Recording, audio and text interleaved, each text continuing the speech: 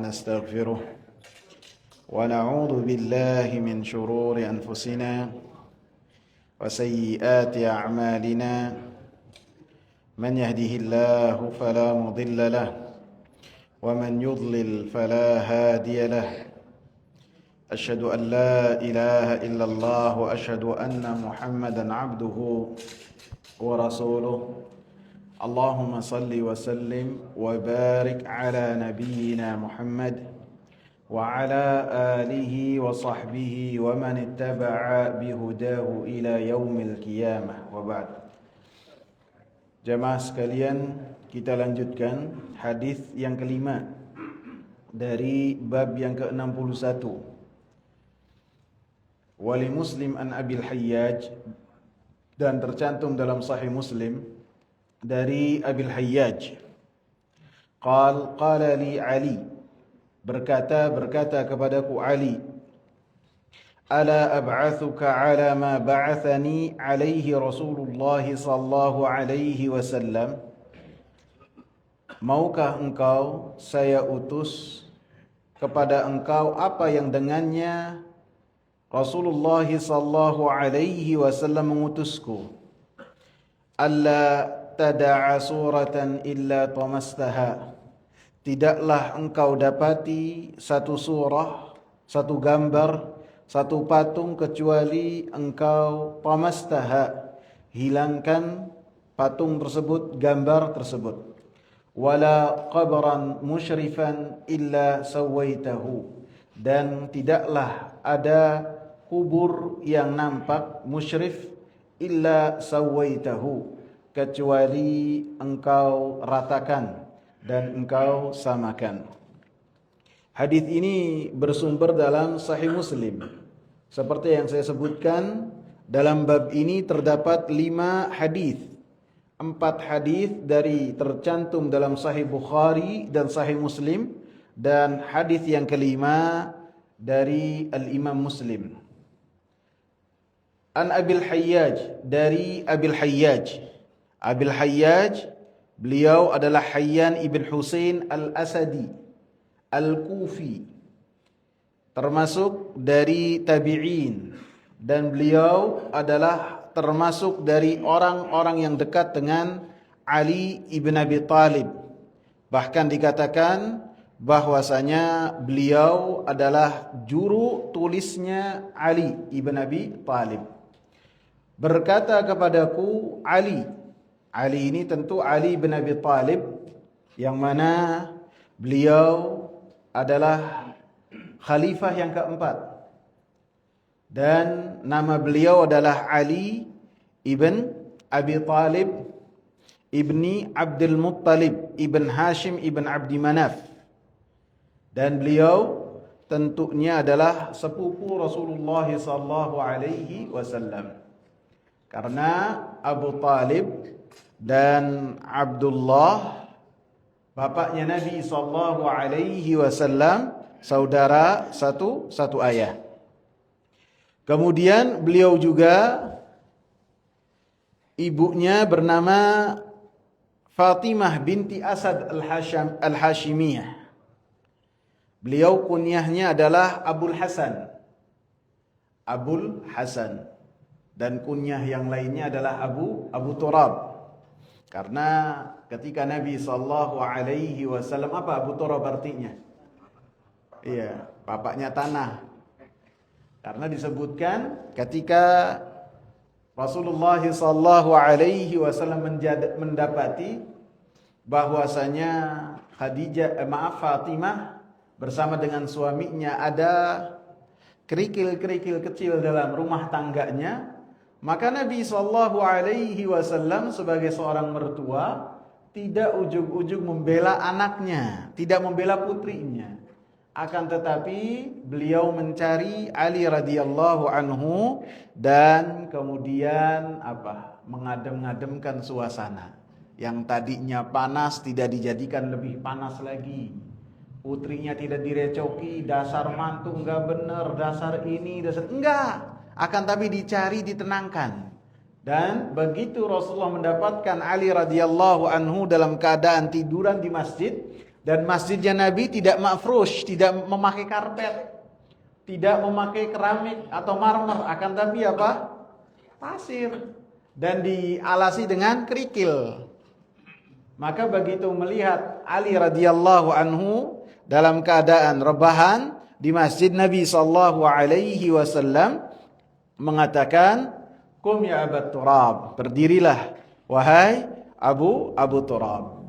Dan beliau juga tentu sepupunya Nabi sallallahu alaihi wasallam, menantunya Nabi sallallahu alaihi wasallam, dan beliau tentu sahabatnya Nabi sallallahu alaihi wasallam. Karena tidak semua kerabatnya Nabi memeluk Islam menjadi sahabat. Kakak beliau yang bernama Aqil tidak beriman kepada Nabi sallallahu alaihi wasallam. Dan beliau ini lahir 30 tahun setelah tahun gajah. Tahun gajah Nabi sallallahu alaihi wasallam lahir. 30 tahun kemudian Ali bin Abi Thalib lahir. Dan 10 tahun kemudian, tahun yang ke-40 dari tahun gajah, Nabi sallallahu alaihi wasallam diangkat menjadi nabi dan diangkat menjadi rasul. Sehingga ketika Nabi sallallahu alaihi wasallam diangkat menjadi rasul dan menjadi nabi, Ali bin Abi Thalib ini hidupnya bersama dengan Nabi sallallahu alaihi wasallam. Hidup bareng dengan Nabi sallallahu alaihi wasallam, tahu akhlaknya Nabi, tahu perangainya Nabi. Maka beliau termasuk orang-orang yang pertama masuk Islam. Secara menyeluruh, siapa yang pertama masuk Islam siapa? Khadijah, istri Nabi sallallahu alaihi wasallam. Kemudian setelahnya ada 4 orang yang beruntun masuk Islam. Ada Ali radhiyallahu anhu, ada Abu Bakar radhiyallahu anhu, ada siapa lagi? Zaid ibn Harithah, anak angkatnya Nabi. Yang keempat, Waraqah ibn Naufal. Waraqah ibn Naufal sepupunya Khadijah radhiyallahu anha, orang yang bisa membaca dan menulis, yang tahu tentang kabar-kabar dari apa yang tercantum dalam Taurat dan Injil. Keempat-empatnya beruntun masuk Islam. Maka para ulama mengatakan orang yang dewasa, yang dua yang masuk Islam pertama kepada Nabi adalah Waraqah dan Abu Bakar. Waraqah ibn Naufal kalau diurutkan orang yang kedua setelah Khadijah. Akan tetapi pada saat itu beliau, Nabi Muhammad sallallahu alaihi wasallam baru diangkat menjadi seorang nabi. Belum diangkat menjadi rasul. Waraqah beriman dan kemudian tidak ada umur. Setelahnya yang beriman adalah Abu Bakar. Dan ketika Rasulullah sallallahu alaihi wasallam diangkat menjadi rasul dengan firman Allah, ya ayyuhal mudaththir qum fa'anzir, maka Abu Bakar adalah orang yang pertama. Jadi ketika menjadi nabi, lelaki dewasa yang pertama memeluk Islam siapa? Waraqah. Adapun setelah diangkat menjadi rasul, orang yang pertama memeluk Islam adalah Abu Bakar. Dan setelahnya Ali. Ini waktu-waktu masuk Islamnya hampir berbarengan. Ali adalah anak kecil yang pertama masuk Islam. Dan kemudian Zaid ibn Harithah. Zaid ibn Harithah adalah maula. Maula itu mantan budak yang pertama kali masuk Islam, yang melebihi dari yang lainnya. Kemudian beliau hijrah menuju kota Madinah 3 hari setelah Nabi sallallahu alaihi wasallam hijrah. Jadi menunjukkan keberanian dari Ali bin Abi Thalib. Nabi Ali bin Abi Thalib tinggal di rumahnya Nabi, di kamarnya Nabi. Kemudian beliau memakai selimutnya Nabi dan tidur di tempatnya Nabi. Pada saat itu orang-orang Quraisy bersepakat untuk membunuh Nabi dengan 1 kali tebasan. Dan Nabi sallallahu alaihi wasallam memerintahkan Ali untuk tidur di atas ranjangnya dan beliau tahu segala risikonya. Kemudian Nabi meninggalkan kota Mekah, meninggalkan Ali. Kenapa Ali radhiyallahu anhu ditinggalkan? Ada yang tahu? Kenapa? tidak ikut. Karena jangan sampai Nabi itu dianggap ketika hijrah kabur membawa titipan harta berharga yang dimiliki oleh orang-orang Quraisy. Antum bayangkan, orang-orang kafir Quraisy mereka membenci Nabi, mereka menghina Nabi, menuduh dengan tuduhan-tuduhan yang luar biasa. Akan tapi ketika mereka memiliki barang yang berharga, barang tersebut mereka tidak titipkan ke anak mereka, tidak mereka titipkan ke adik atau kakak mereka, akan tapi mereka titip kepada siapa? Nabi Muhammad sallallahu alaihi wasallam. Jadi jangan sampai ada tuduhan Nabi hijrah kabur bawa hartanya orang Quraisy. Sehingga Ali radhiyallahu anhu tinggal di kota Mekah 3 hari setelah Nabi hijrah mengembalikan amanat yang sebelumnya dititipkan kepada Nabi Muhammad sallallahu alaihi wasallam. Kemudian beliau menjadi menantu Rasulullah sallallahu alaihi wasallam, dinikahkan dengan putri Nabi sallallahu alaihi wasallam yang bernama Fatimah pada tahun 2 Hijriah di bulan Syawal dinikahkan oleh Nabi sallallahu alaihi wasallam. Kemudian Ali bin Abi Thalib mengikuti semua peperangan yang diikuti oleh Nabi sallallahu alaihi wasallam, sekitar 19 peperangan. Kecuali satu peperangan saja. Peperangan Tabuk yang pada saat itu melawan kerajaan Romawi di kota Tabuk. Maka Nabi sallallahu alaihi wasallam melarang Ali untuk ikut dalam peperangan tersebut. Beliau ditinggalkan di kota Madinah. Adapun selainnya maka Nabi sallallahu alaihi wasallam senantiasa bersama dengan Ali radhiyallahu anhu. Dan hadis-hadis mengenai keutamaan Ali ini banyak yang dusta. Karena sebagian firqah seperti firqah Sufi dan firqah Syiah, firqah yang keluar dari Islam Syiah, mereka berlebih-lebihan kepada Ali bin Abi Thalib, dan mereka tidak segan dan sungkan untuk menaruh hadis-hadis yang mereka ciptakan sendiri untuk mereka sematkan kepada Ali radhiyallahu anhu. Sehingga para pakar ahli hadis, pendekar hadis, merekalah yang membersihkan mana hadis-hadis yang tidak bisa dijadikan hujah mengenai Ali bin Abi Thalib, mana yang tidak, mana yang bisa.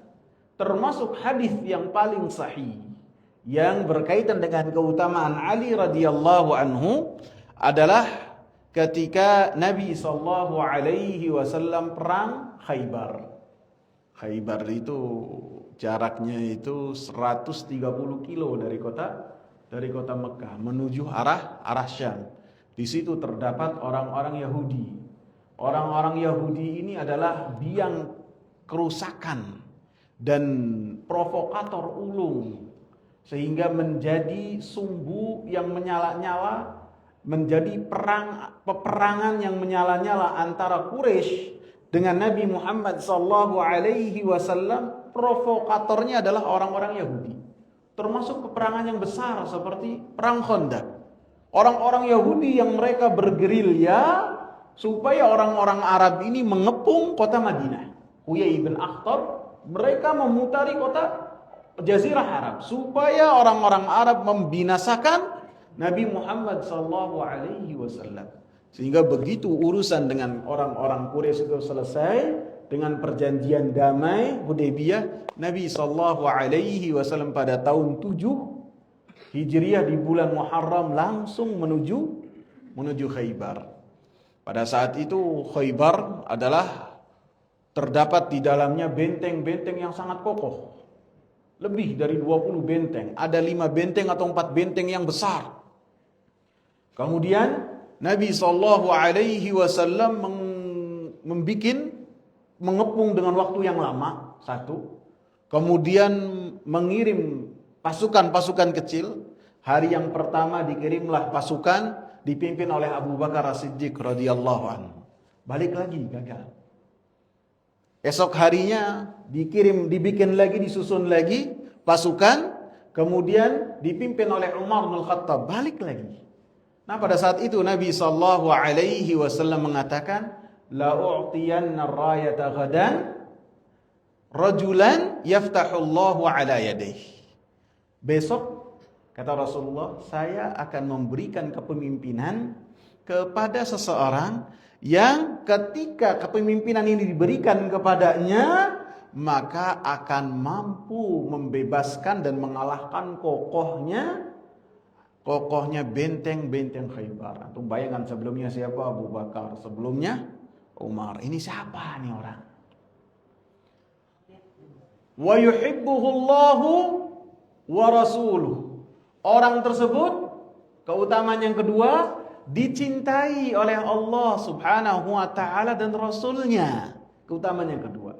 Keutamaan yang ketiga, wa yuhibbullaha wa rasulah. Orang ini cinta kepada Allah dan Rasulnya. 3 keutamaan.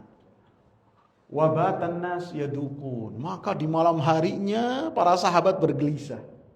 Mereka pengen mendapatkan kepemimpinan ini. Bukan karena kepemimpinannya bukan, akan tapi 3 keutamaan besar ini. Sehingga Umar bin Khattab, walaupun sebelumnya sudah mimpin pasukan, beliau di pagi harinya ketika datang itu sudah, beliau itu orangnya tinggi besar, beliau mengangkatkan kakinya sehingga meminjit namanya ya, apa tuh? Menjinjit ya, menjinjit supaya lebih kelihatan lagi. Udah gede, tinggi besar, menjinjit lagi. Sehingga ketika para sahabat berkumpul semuanya menunjukkan dirinya, maka Nabi sallallahu alaihi wasallam mengatakan, "Aina Ali?" Mana Ali? Mana? Ali mana? Maka akhirnya dikatakan pada Nabi sallallahu alaihi wasallam bahwasanya Ali lagi sakit. Disebutkan pada saat itu Ali ketinggalan, tidak ikut peperangan Khaybar. Kemudian beliau menyusul untuk sampai ke kota Khaybar. Kemudian masih dalam keadaan sakit, beliau berdiam diri di kemah. Sehingga ketika yang lain berkumpul, Nabi sallallahu alaihi wasallam mengatakan, "Aina Ali?"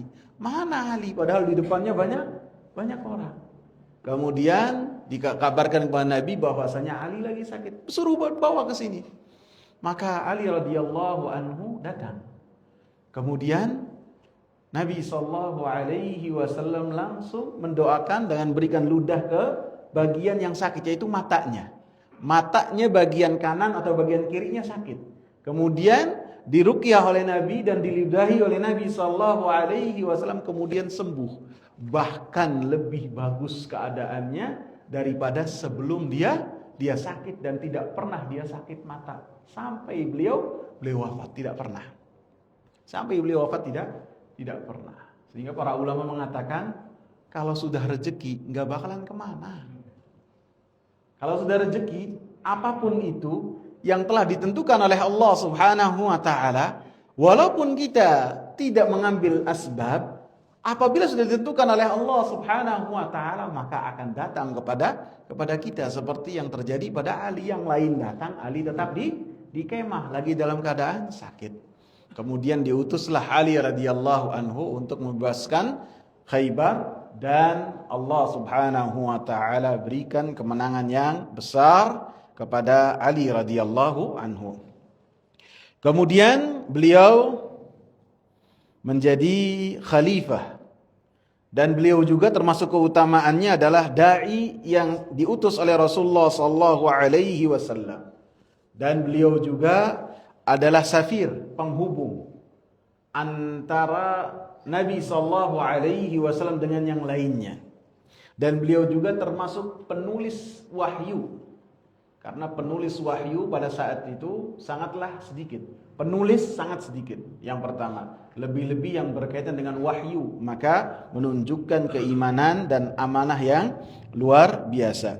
Dan beliau pun diangkat menjadi khalifah pada tahun 35 Hijriah di kota Madinah, di bulan Dzulhijjah. Di akhir-akhir bulan Dzulhijjah atau di hari-hari tasyrik, ketika Utsman bin Affan dibunuh, kemudian beliau diangkat menjadi khalifah di kota Madinah. Kemudian beliau pindah ibu kotanya keluar dari kota Madinah. Kenapa pindah? Ke Kufah beliau. Kenapa pindah?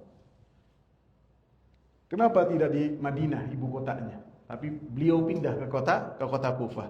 Supaya provokator-provokator, sisa-sisa dari pelaku yang mereka mencucurkan darahnya Utsman ibn Affan, tidak mereka tetap berada di kota Madinah.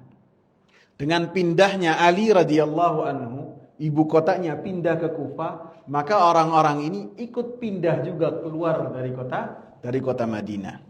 Dan pada khilafahnya Ali radhiyallahu anhu selama 5 tahun 3 bulan, berisi lebih banyak dengan peperangan antar kaum muslimin, sisa-sisa dari pembunuhan Utsman ibn Affan. Banyak khilaf sebagaimana terjadi perang Jamal, kemudian perang Siffin, kemudian perang Nahrawan, yakni perang melawan orang-orang Khawarij. Kemudian beliau wafat pada tahun 40 Hijriah di Kufah di bulan Ramadan pada tanggal 21 Ramadan.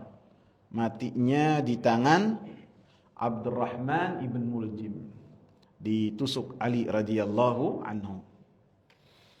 Jadi yang namanya darah itu terus berkesinambungan. Setelah Umar bin Khattab radhiyallahu anhu wafat dengan mengucurkan darah, setelahnya darah kemudian terus mengalir. Darahnya Utsman, kemudian darahnya Ali radhiyallahu anhum.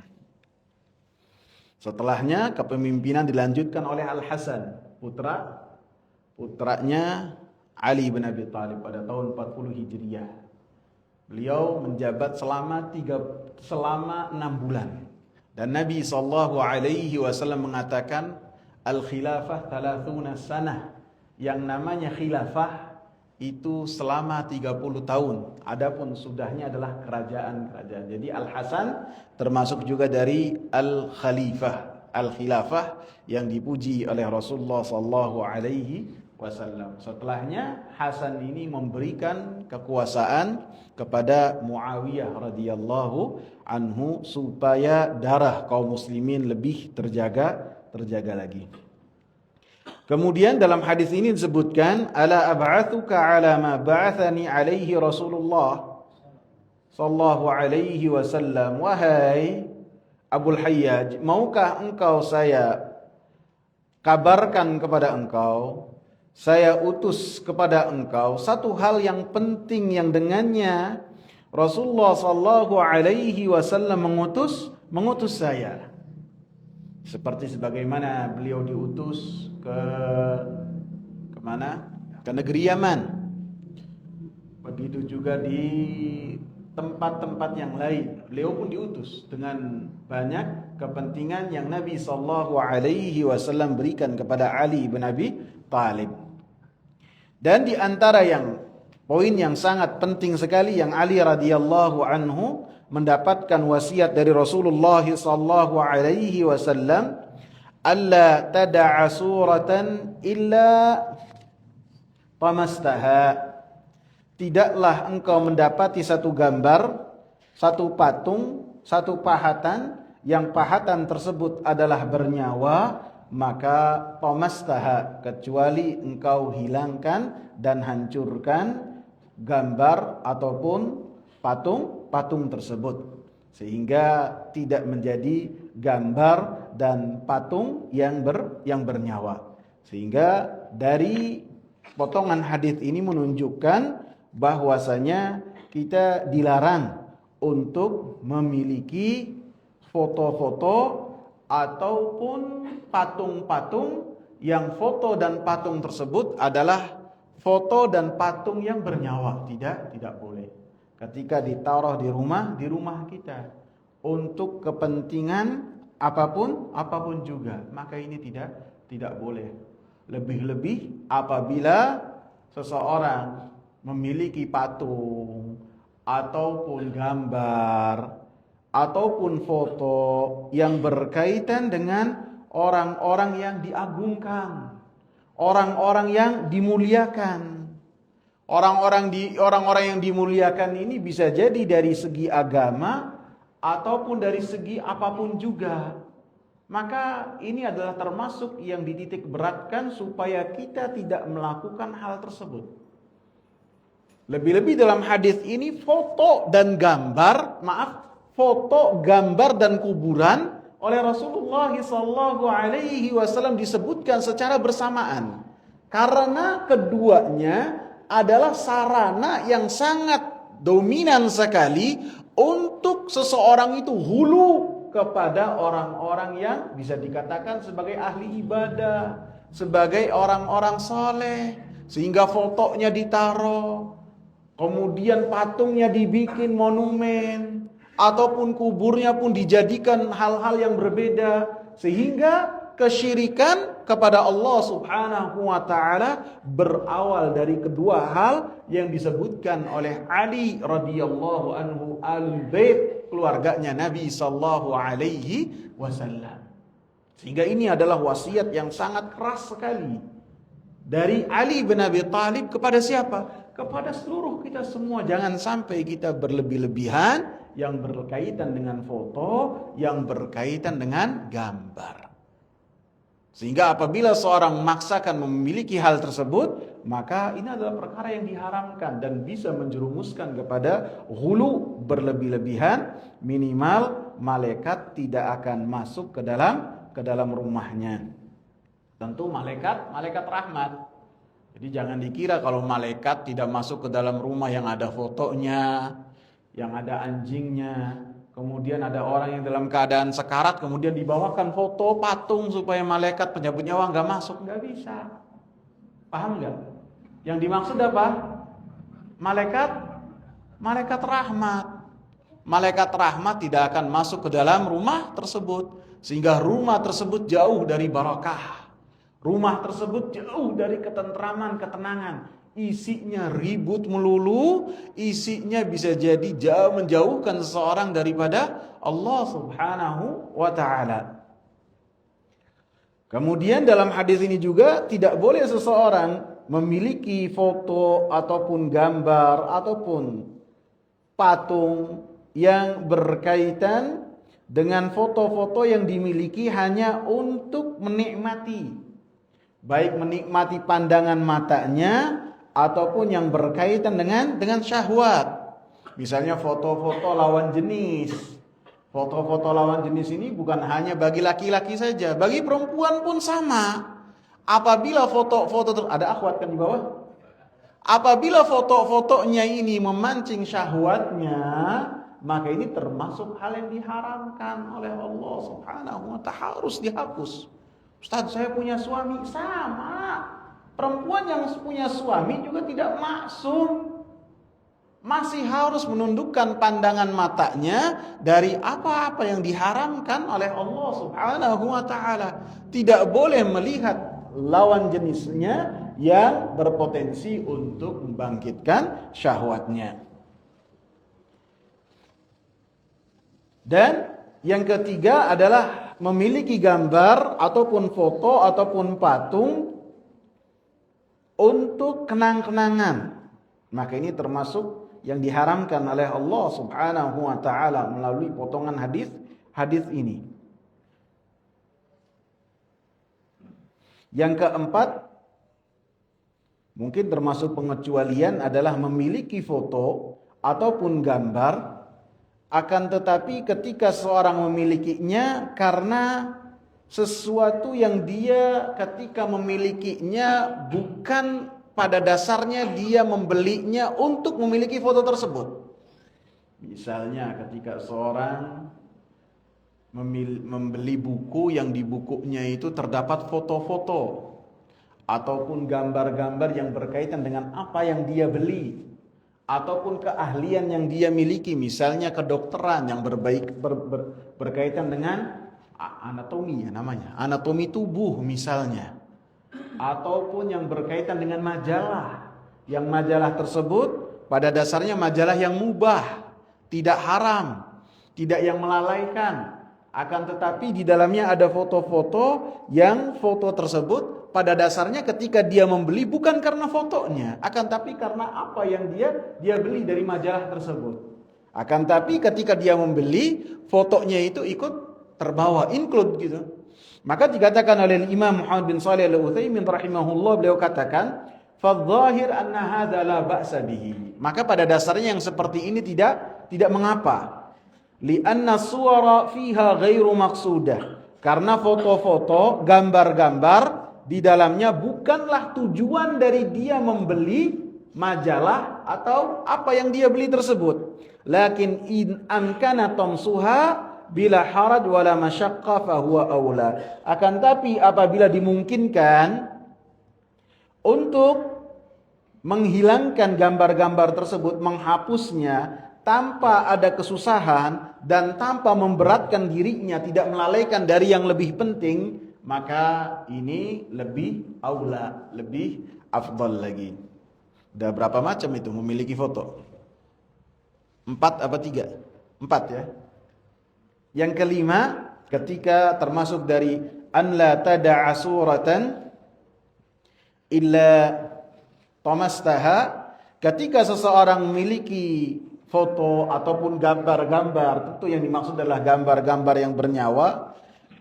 Ini adalah yang dibolehkan ketika di tempat-tempat yang dihinakan, tempat-tempat yang dimuliakan. Seperti keset kali ya. Seperti apa? Seperti tempat sampah ataupun apa untuk nutupi sampah, yang tempat-tempat yang tidak dimuliakan. Maka ketika ada misalnya gambar-gambar yang gambar tersebut bernyawa, maka tidak mengapa. Karena ketika Rasulullah SAW melihat tirai, yang tirainya itu ada yang bernyawa, Nabi SAW tidak mau masuk ke rumah Aisyah. Jadi di tirainya itu ada lukisan atau gambar yang bernyawa, Nabi tidak mau masuk.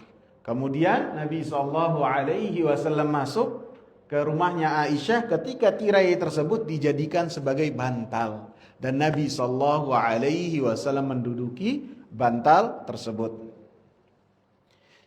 Yang berikutnya adalah foto-foto yang dibolehkan ketika seseorang memilikinya menjadi suatu keharusan, seperti foto KTP, foto paspor, foto-foto yang lainnya yang kita harus memiliki foto yang menunjukkan identitas kita, maka itu tidak mengapa.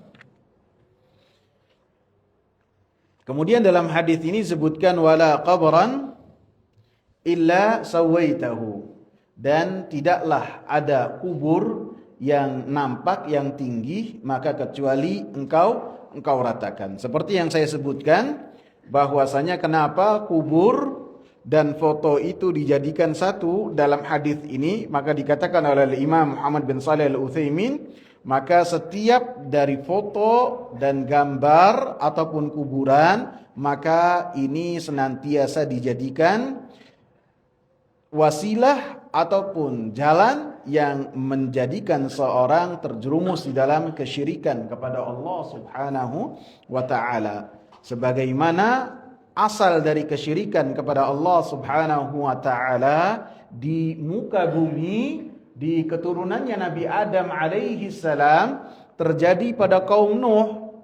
Kaum Nuh ketika mendapati ada orang-orang yang mereka adalah ahli ibadah, kemudian ketika ahli-ahli ibadah ini meninggal dunia dan semuanya dalam keadaan bertauhid, ahli ibadahnya bertauhid, kaumnya Nabi Nuh pun bertauhid, semuanya bertauhid, belum ada kesyirikan di muka bumi. Awal terjadinya kesyirikan ketika orang-orang soleh meninggal dunia, kemudian orang-orang ini yang lainnya mengatakan bagaimana kalau kita bikin monumen, bikin patung, bikin gambar supaya untuk mengingat orang-orang soleh. Tujuannya apa? Apabila kita malas beribadah, lihat monumen tersebut, lihat foto tersebut, lebih-lebih ditaruh di atas kuburannya, menjadikan kita lebih bersemangat lagi. Tujuannya hebat gak? Akan tapi ini berhadapan dengan iblis, dengan bala tentaranya yang mereka sangat bersabar sekali untuk menjadikan manusia terjerumus dalam perkara yang paling dimurkai oleh Allah Subhanahu wa taala, yakni kesyirikan. sedikit demi sedikit. Dibiarkan ada patung, kemudian generasi berikutnya meninggal, hilang, berganti generasi. Begitu generasi berikutnya datang, mereka mengatakan tidaklah monumen-monumen ini ada kecuali untuk diibadahi, untuk disembah, untuk supaya ketika kita susah minta kepada hal ini. Mau nunggu apa monumen-monumen ini, patung-patung ini, sehingga mereka menjadikan patung-patung tersebut, monumen-monumen tersebut sebagai sesembahan selain Allah Subhanahu wa taala. Makna dari qabran musyrifan, kubur yang nampak. Yang pertama, tentu apabila nampaknya itu dengan sesuatu yang berbeda, sesuatu yang menonjol. Jadi pada dasarnya yang namanya musyrif ini, setiap kubur yang kuburnya itu berbeda dengan yang lainnya, maka sesuatu yang berbeda ini harus dihilangkan. Apa saja bentuknya? Disebutkan di sini oleh Imam Ibn Shalih Al-Utsaimin rahimahullah. Yang pertama bisa jadi dengan bendera. Bendera yang berbeda dengan yang lainnya, maka ini tidak boleh, harus dihilangkan. Ataupun dengan nama, sehingga dengannya seorang mengetahui satu dengan yang lainnya. Ataupun dengan membangunnya. Membangunnya jadi dipermanen, dibikin dikasih keramik, dikasih marmer, lebih-lebih kalau misalnya dikasih kubah lagi, maka ini semuanya perkara-perkara yang diharamkan oleh Rasulullah. Dan Ali bin Abi Thalib mengatakan wala qabran musyrifan, tidaklah kamu dapati kubur yang musyrif, yang sangat berbeda dengan yang lainnya, kecuali kamu hilangkan itu semua. Jadi tidak boleh dipermanenkan, karena ini termasuk dosa besar yang Rasulullah katakan la'anal muttakhidina 'alaiha. Rasulullah sallallahu alaihi wasallam melaknat orang-orang yang menjadikan dan membangun kubur apapun itu, dengan keramik, dengan apapun namanya. Yang ketiga adalah dengan memberikan warna yang berbeda dari kubur-kubur yang lainnya. Jadi kalau yang lainnya itu memiliki bentuk apa, kemudian dia menjadikan bentuk yang sesuatu yang berbeda, maka ini pun termasuk hal yang tidak boleh. Udah berapa, Ahendra? 3. Yang keempat adalah menjadikan gundukan tanahnya lebih dari yang lainnya. Maka ini tidak boleh. Yang dibolehkan mungkin sejengkal atau sejengkal setengah.